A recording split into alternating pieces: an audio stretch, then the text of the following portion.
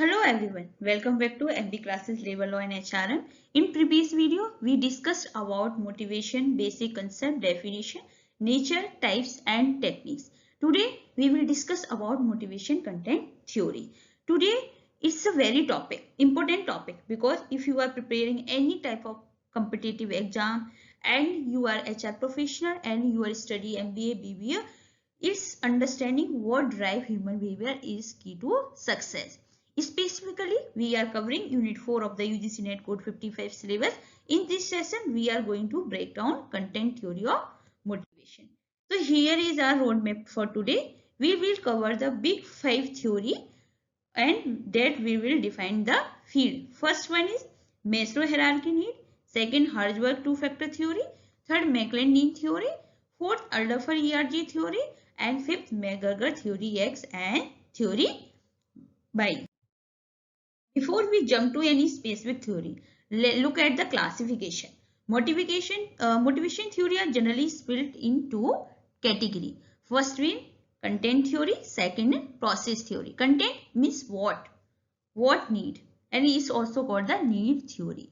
And second is process, how we motivated, how our behavior defined toward the goal is the cognitive process and is called the process theory. First, we understood what is content theory. Content theory look inside the human being. They answer the question, what is the specific thing need inside a person that create the urge to act. तो आप content theory को ऐसे समझ सकते हो कि ये क्या है, क्या चाहिए आपको, क्या नीड है, उसी नीड को फुलफिल करने के लिए हम कंटेंट थ्योरी को स्टडी करते हैं. ठीक है, तो ये अभी मैंने बता दिया, तो आप ये हम वन बाय वन सारी थ्योरीज को पढ़ेंगे. Maslow hierarchy theory, Hertzberg two-factor theory, McClelland need theory, Alderfer ERG theory. Let's understand the first Maslow hierarchy theory. Maslow hierarchy firstly is the most famous theory in management history. इन्होंने क्या किया, Abraham Maslow थे, उन्होंने 1943 में इस need को दिया था और इन्होंने बोला था कि हर नीड को अरेंज किया एक पिरामिड में, मतलब यू कैन से हायरार्की में अरेंज किया. इन्होंने क्या कि 5 टाइप ऑफ नीड होती है हमारी. First one is physiological, bottom to top, ये सबसे लोएस्ट ऑर्डर नीड होती है, जैसे work place, shelter, water, food, shelter, सबसे लोएस्ट ऑर्डर नीड जो हमें सर्वाइव करने के लिए नीड है. सेकेंड है सेफ्टी. सेफ्टी में security and protection from harm, जैसे वर्क प्लेस में क्या है हमारी जॉब सिक्योरिटी, इंश्योरेंस, पीएफ. ठीक है, ये सेकंड ऑर्डर नीड है. थर्ड है हमारी सोशल बिलोंगिंगनेस. सोशल बिलोंगिंगनेस क्या होती है हमारी कि affection, acceptance, friendship, work place, team and friendly culture, मतलब सोशल बिलोंगिंग. यस, अब आपको क्या है, आपकी फिजियोलॉजिकल होगी, सेफ्टी होगी, अब आपको क्या है, आपको अफेक्शन की जरूरत है, आपको ग्रुप में जाना है, अब आपको ग्रुप एक्सेप्ट करवाना है. ठीक है. स्टीम, स्टीम क्या है हमारी self esteem, autonomy, status recognition, क्या है आप, जैसे मैं टीचर हूं तो ये मेरी सेल्फ स्टीम है. ठीक है. Work place, job title and promotion, as assistant professor is just like a esteem. Self actualization, become the one of is capable, become a growth. जैसे फॉर एग्जांपल आपकी हाईएस्ट ऑर्डर नीड है, जब आप सारी चीजें करते हो तब आपकी इनर पोटेंशियल क्या है, जब आप उसको फुलफिल करते हो तो ये सेल्फ एक्चुअलाइजेशन कहलाता है. तो ये 5 टाइप ऑफ नीड है हमारी, जो कि हमारी ये क्या है सबसे लोएस्ट, कभी कभी एग्जाम पूछ लेता है, और ये क्या है सबसे हाईएस्ट. ठीक है, सेल्फ एक्चुअलाइजेशन है सबसे हाईएस्ट. इसका प्रिंसिपल क्या था, डिफिशिएंट प्रिंसिपल. डिफिशिएंट प्रिंसिपल है कि इसमें आप एक साथ सारी नीड फुलफिल नहीं कर सकते. ठीक है. प्रोग्रेसिव प्रिंसिपल क्या है कि जब आपकी फिजियोलॉजिकल नीड फुलफिल होगी देन आप सेफ्टी पे जाओगे, कहीं ना कहीं आप अपनी लाइफ को प्रोग्रेस कर रहे हो. तो इस डायग्राम के थ्रू आप समझ सकते हो, फिजियोलॉजिकल नीड मतलब food, water, warm, then safety need, security and safety. Third, belongingness, love need, intimate relationship, friends, जब आपको अच्छे से फ्रेंड्स के साथ रहना अच्छा लगता है. स्टीम नीड आपका फीलिंग ऑफ अकम्प्लिशमेंट, मतलब आपका रिकॉग्निशन, आपका achievement. Fourth one is self actualization, achieving full potential, creative activity. तो ये हमारी क्या थी, मैस्लो हायरार्की. तो इसमें से कभी कभी एग्जाम में पूछ लेता है लोएस्ट ऑर्डर नीड कौन सी है, हाईएस्ट ऑर्डर नीड कौन सी है, और इसको आप मैच करिए. फिजियोलॉजिकल अंदर क्या आएगा, फूड, वाटर, सेफ्टी के अंदर आपके इंश्योरेंस आएंगे, बिलोंगिंगनेस में आपके रिलेशनशिप आएंगे, स्टीम में आपका अकम्प्लिशमेंट आएगा, सेल्फ एक्चुअलाइजेशन में आप फुल पोटेंशियल आ जाएगा. तो इसका ये मानना था मैस्लो का. उन्होंने बोला जब आप लोएस्ट ऑर्डर नीड फुलफिल करेंगे जब भी आप सेकंड पे जा सकते हो. तो ये हमारी थी Maslow hierarchy need content theory की फर्स्ट, ये सबसे ज्यादा कॉमन है और हर एग्जाम में पूछी जाती है। देन सेकंड है हर्ट्जबर्ग टू फैक्टर थ्योरी। इनके ऑथर थे फ्रेडरिक हर्ट्जबर्ग, जो कि हमारा ये टू फैक्टर थ्योरी भी कहलाती है और मोटिवेशन हाइजीन थ्योरी भी कहलाती है। ठीक है, अब इन्होंने क्या बोला, इन्होंने बोला कि कोई भी हमारा ऑर्गेनाइजेशन का जो डेकोरम होता है वो टू फैक्टर पे होता है। First one hygiene factor, second is motivation factor. तो उन्होंने बोला कि एक जो मैनेजमेंट जो पहले से सोच रहे थे उनको एकदम कंट्राडिक्ट आ गए। He said the opposite of satisfaction is not a dissatisfaction. उन्होंने बोला कि सेटिस्फेक्शन का उल्टा डिससेटिस्फेक्शन नहीं होता।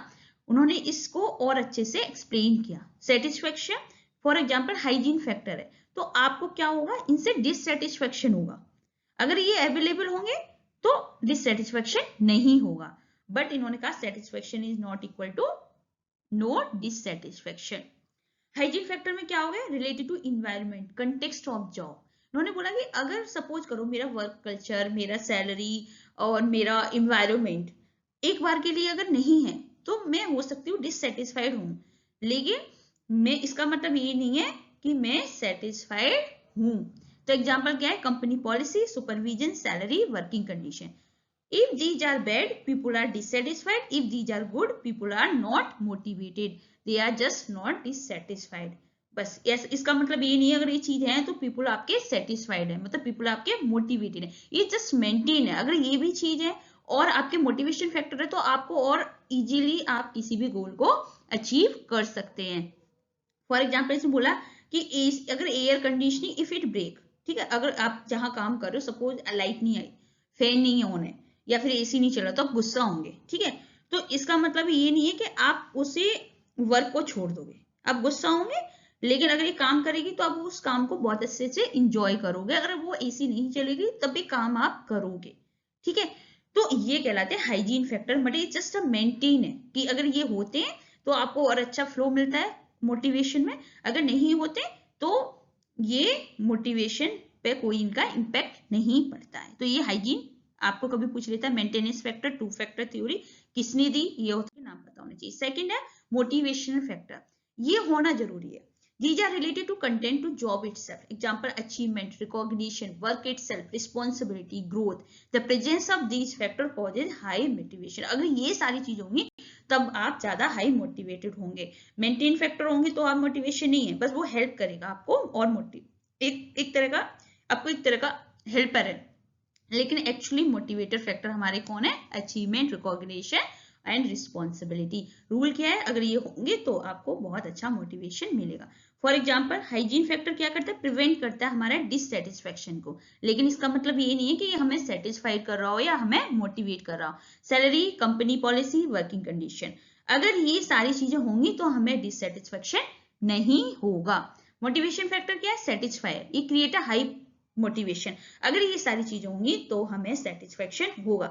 तो आपने ये याद रखना, ये किसके प्रिंसिपल पे, satisfaction not equal to no dissatisfaction. ठीक है, तो आपको पता होना चाहिए सेटिस्फेक्शन सिर्फ हमें मोटिवेशन फैक्टर से मिलता है और डिससेटिस्फेक्शन जो फैक्टर है वो हमारा रिलेटेड टू हाइजीन फैक्टर से। अब आते हैं थर्ड थ्योरी से, मैकलेन थ्योरी ऑफ नीड। इन्होंने क्या बोला, अब मैं आपको इसलिए सारे डायग्राम, फ्लो चार्ट जैसे आप अच्छे से अंडरस्टैंड कर सकें एक्चुअली थ्योरी क्या कह रही है, क्योंकि ये हमारी सारी थ्योरी है जो नेट जीआरएफ में आपसे पूछी जाती है नेट के एग्जाम में। नीड फॉर अचीवमेंट, सेकंड है आपका नीड फॉर पावर, थर्ड है नीड फॉर अफिलिएशन। तो उन्होंने क्या बोला कि जो हमारी थ्योरी है, अचीवमेंट क्या है, अगर ये सारे बिहेवियर हर किसी में होते हैं, लेकिन किसी में ये डोमिनेंट होगा, किसी में नीड फॉर पावर होगा, किसी में नीड फॉर अफिलिएशन होगा। अगर जिसमें नीड फॉर अचीवमेंट अगर हाई है, इसका मतलब वो ड्राइव टू एक्सेल, हमेशा सक्सेस रहेगा, हमेशा अच्छे से परफॉर्म करेगा। नीड फॉर पावर है तो वो हमेशा दूसरों को कंट्रोल करने के लिए कोशिश करेगा, इन्फ्लुएंस करेगा, मतलब इसमें जो लीडरशिप स्टाइल आ जाती है। नीड फॉर अफिलिएशन मतलब ये हमेशा ग्रुपेज में, फ्रेंड सर्किल, रिलेशनशिप इनकी प्रायोरिटी है। तो मैकलेन में आपको तीनों याद होनी चाहिए, need for achievement, need for power, need for affiliation. अब को और समझते हैं। मैकलेन नीड थ्योरी किसने दी थी? डेविड मैकलेन ने। मैकलेन ने इग्नोर द पिरामिड, उन्होंने बोला ऐसा नहीं कि आप पिरामिड की फॉर्म में चलो, जैसे मैस्लो ने कहा। उन्होंने बोला कि 3 ड्राइविंग फैक्टर होते हैं मोटिवेटर के।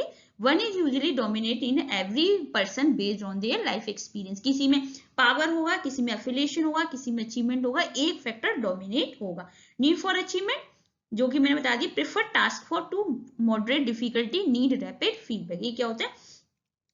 ये हमेशा प्रेफर करते हैं टास्क को जिसमें एकदम हाई रिस्क नहीं लेते, मॉडरेट डिफिकल्टी हो, और हमेशा ये फीडबैक लेते हैं कि यस यस मैं क्या कर रहा हूँ, ये क्या मैं सही कर रहा हूँ या गलत कर रहा हूँ। They hate luck, they love skill. ये हमेशा अपने वर्क में ही बिलीव करते हैं। Need for power, they need to make other behave in way they otherwise would not. मतलब ये क्या करते हैं, ये चाहते कि जैसा मैं चाहूँ उसी तरीके से ये लोग बिहेव करें, मतलब इस तरीके से ये कंट्रोल करते हैं ना। लीडरशिप जैसे लीड करना, कंट्रोल करना, इन्फ्लुएंस करना। पर्सनल पावर क्या होगी? कंट्रोलिंग अदर, डिक्टेटर टाइप की, ठीक है, आप किसी को डिक्टेट कर रहे हो, आप किसी को ऑर्डर दे रहे हो, अथॉरिटी दे रहे हो। इंस्टीट्यूशन पावर क्या होगी? Organizing other for a company goal, आपने किसी मैनेजर को इस तरीके से, जो मैनेजर होते हैं वो ये नीड फॉर पावर कैटेगरी में आते हैं, क्योंकि आपने इस तरीके से दूसरी कंपनी के लोगों को ऑर्गेनाइज किया है जिससे कंपनी के गोल को अचीव कर सके। तो ये is called the institutional power. Personal power मतलब आप कंट्रोल करो, एज ए डिक्टेटर मैं आपसे बोलूँ ये काम आप करो, एज ए मैं अगर वर्कर को बोलूँ, तो ये क्या होती है? Need for power. अब आते हैं need for affiliation. Need for affiliation में क्या है? Desire of friendly close interview. इनका प्रायोरिटी क्या होती है? रिलेशनशिप। इनकी प्रायोरिटी होती है हमारी फैमिली। इनका ये प्रेफर करते हैं कॉपरेशन ओवर कंपटीशन। कंपटीशन नहीं चाहिए, सब मिलजुल के रहें, just like a believe in team work. तो बेस्ट मैनेजर कहाँ होंगे? हाई पावर होगी जिसमें, और लो अफिलिएशन होगा। जहां हाई पावर होगी ये मैनेजर हो गए, और लो अफिलिएशन होगा, क्योंकि उन्हें क्या है? डायरेक्ट करना है, डिक्टेट करना है, लोगों को इंस्ट्रक्शन देने हैं, उन्हें पॉलिसी डिस्क्राइब करनी है। That's why is called the best manager. Controlling authority अच्छी होगी और लगाव, इमोशन डिटैचमेंट होना चाहिए। एंटरप्रेन्योर कैसे होंगे? हाई अचीवमेंट, जो सक्सेस होना चाहते हैं लाइफ में, ठीक है, जो अपने वर्क में बिलीव करते हैं। तो जो एंटरप्रेन्योर हमेशा हाई अचीवमेंट वाले ही, जो हाई अचीवमेंट ऑर्डर नीड है वो होंगे। तो आई होप आपको मैकलेन थ्योरी ऑफ नीड समझ में आ गया। हाई अचीवमेंट मतलब जो ड्राइव टू एक्सेल, हमेशा अपने आप को परफेक्ट करना है, वर्क फोकस है। नीड फॉर पावर मतलब दूसरों कंट्रोल करना है, इंस्ट्रक्शन अच्छे से देना है for the organization goal as well as the personal instruction. Need for affiliation, they prioritize और interpersonal relation. तो ये हमारी McClelland theory of need complete हो गई। अब आते हैं Alderfer ERG theory. Alderfer ERG given by Clayton अल्डरफर।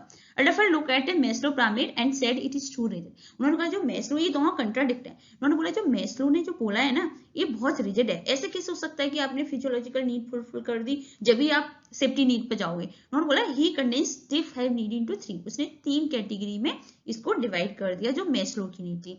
ERG model, कभी कभी आपको ये फुल फॉर्म में पूछ लेगा। E stand for existence. Existence मतलब जो मैस्लो की आपकी फिजियोलॉजिकल सेफ्टी, एग्जिस्ट रहने के लिए हमें कहीं एटलीस्ट फिजियोलॉजिकल सेफ्टी नीड को फुलफिल करना पड़ेगा। री स्टैंड फॉर रिलेटेडनेस। रिलेटेडनेस मतलब मैस्लो की social belongingness and external steam. External steam क्या होगी? जो हमारी, जो हमें सैलरी मिल रही है, जो हमारा रिकॉग्निशन है, जैसे असिस्टेंट प्रोफेसर है, ठीक है, ये क्या होगी? हमारी रिलेटेडनेस। तो ये हमारा अंदर आ गया सोशल और एक्सटर्नल स्टीम। जी में growth. Growth match Maslow internal esteem, जो मैं इंटरनली सेटिस्फाइड हूँ, ठीक है, मैं इंटरनली मेरे अकम्पलिशमेंट है, रिकॉग्निशन है, और सेल्फ एक्चुअलाइजेशन। तो इन्होंने जो 5 थी वो इन्होंने ईआरजी में डिवाइड कर दिया। की डिफरेंस क्या था? फ्रस्ट्रेशन रिग्रेशन प्रिंसिपल पे इन्होंने काम किया। उन्होंने बोला जैसे मैस्लो हायरार्की नीड है हमारी, ठीक है, इस तरीके से है, और इसमें बोला कि जो हायरार्की है वो हमेशा इस ऑर्डर में जाती है, ठीक है, प्रोग्रेशन प्रिंसिपल है।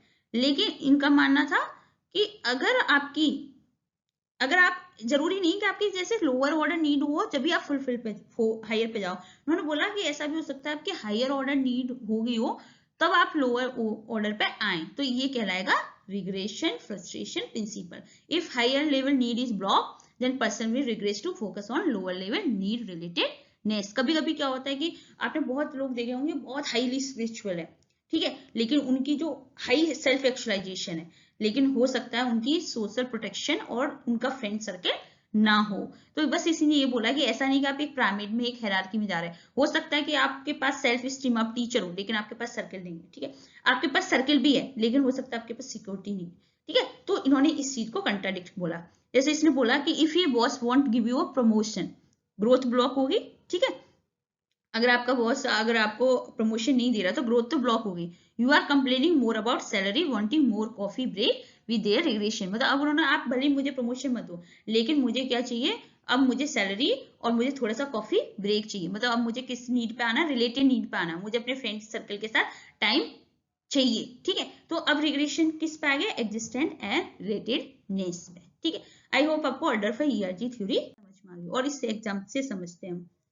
अब इन्होंने क्या बोला, ये था हमारा इन्होंने बोला कि देखो, एग्जिस्टेंट नीड होगी हमारी basic material requirement for living, related needs होगी desire for maintaining interpersonal relationship, growth need होती थी हमारी interesting desire for personal development.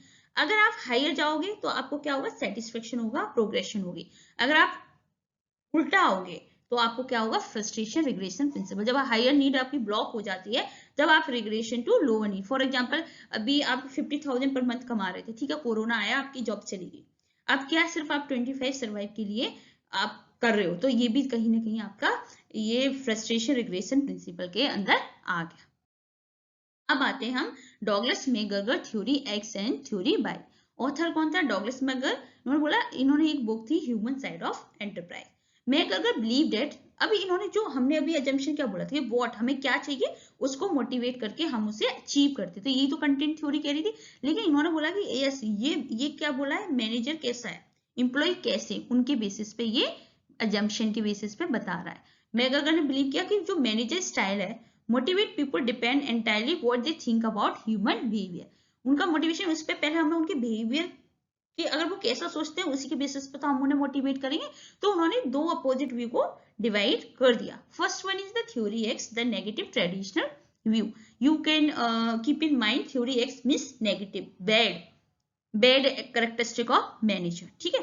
This theory assume that average employee is lazy and dislike a worker. जो theory X है वो believe करती है कि जो एम्प्लॉय है वो लेजी है और वो काम करना पसंद नहीं करते। उनका एजम्पशन क्या होगा, people inherently dislike work will avoid if it possible. वो हमेशा डिले करेंगे, डिसलाइक करेंगे जितना हो सकता है, as much as possible.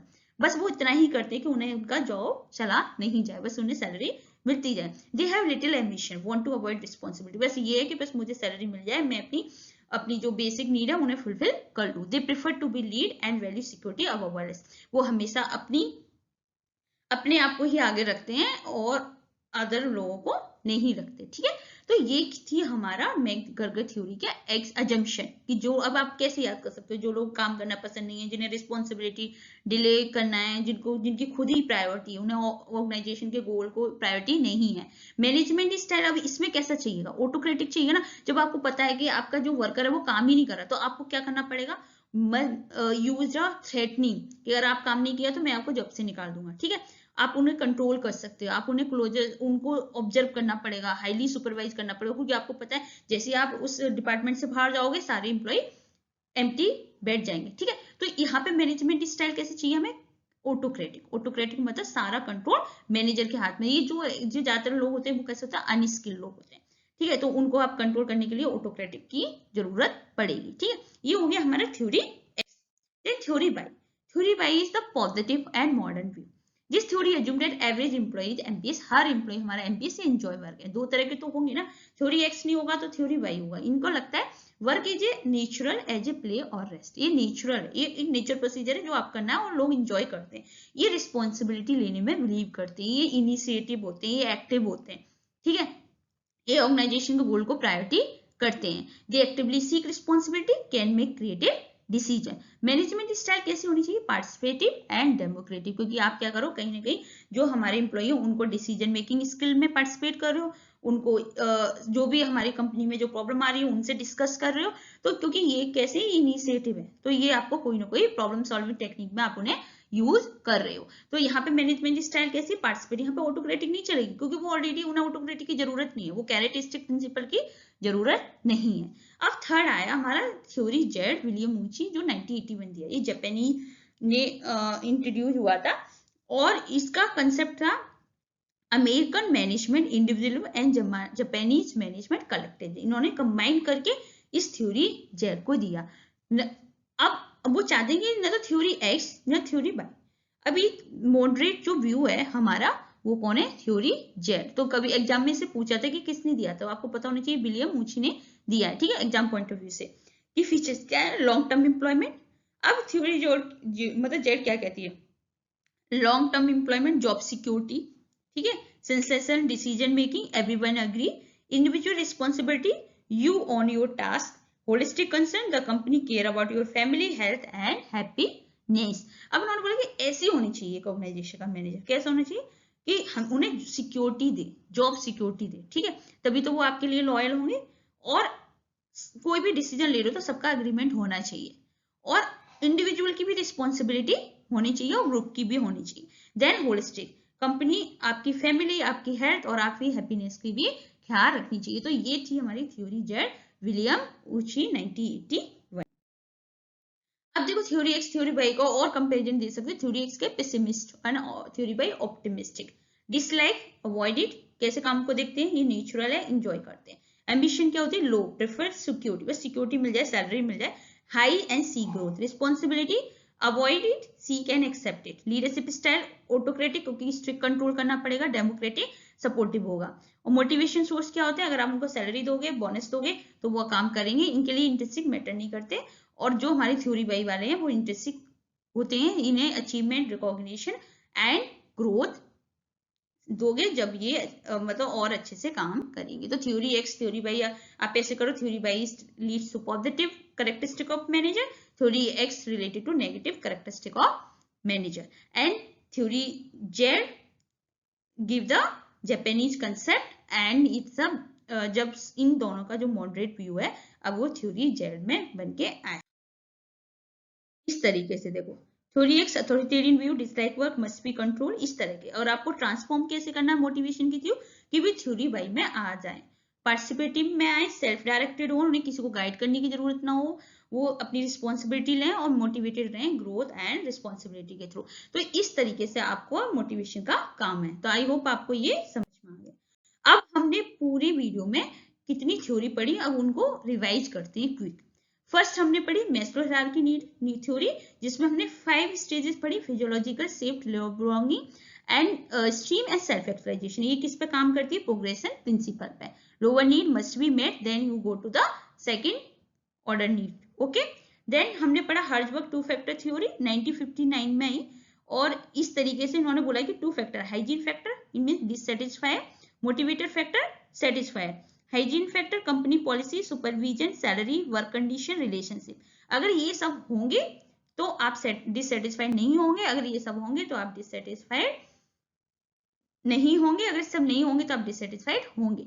Hygiene prevent dissatisfaction, motivation create a satisfaction, achievement, recognition, work responsibility, अगर ये सारे होंगे तो आप सेटिस्फेक्शन होंगे। अब इन दोनों थ्योरी के बेसिस पे अब उन्होंने सिंप्लीफिकेशन, मैस्लो को किसने किया, ERG थ्योरी ने। उन्होंने बोला जो ये बहुत रिजिड कंसेप्ट है, एग्जिस्टेंस में हमारी फिजियोलॉजिकल सेफ्टी है, रिलेटेडनेस में love belonging and external esteem है, और ग्रोथ में हमारी self actualization and high esteem है। फ्रस्ट्रेशन रिग्रेशन प्रिंसिपल पर काम किया, अगर आप एग्जिस्टेंस से रिलेटेड जाओगे तो प्रोग्रेशन होगा, अगर ग्रोथ से रिलेटेड आओगे तो फ्रस्ट्रेशन होगा। Then come to the McClelland acquired need, ये फोकस ऑन लर्न ड्राइव, जो आपने सीखा उस पर फोकस करते हैं। नीड फॉर अचीवमेंट, जो एक्सेल है, जो सक्सेस में बिलीव करते हैं, जो वर्क करते हैं। नीड फॉर पावर, जो कंट्रोल करते हैं, जस्ट लाइक अ मैनेजर, जो अथॉरिटी देते हैं, इंस्ट्रक्शन देते हैं, पॉलिसी बनाते हैं, गोल को पूरा करवाने के लिए वो दूसरे को गाइड करते हैं। Need for affiliation, they believe in cooperation, friendship and relationship interpersonal. Then come to managerial assumption, उन्होंने बोला कि अच्छा मैगर्गन ने बोला कि मैनेज के ये अजम्पशन होते हैं। तो theory X and theory Y, assume people dislike work in theory X, theory Y assume people are self motivated, seek responsibility. I hope आपको सारी कंटेंट थ्योरी समझ में आ गई हो। अब नेक्स्ट सीरीज में हम पढ़ेंगे प्रोसेस थ्योरी ऑफ मोटिवेशन। तो ऐसे हमारी वीडियो के साथ जुड़े रहिए और अपने जून 2026 का JRF क्रैक करिए। Thank you so much. Keep watching, keep sharing.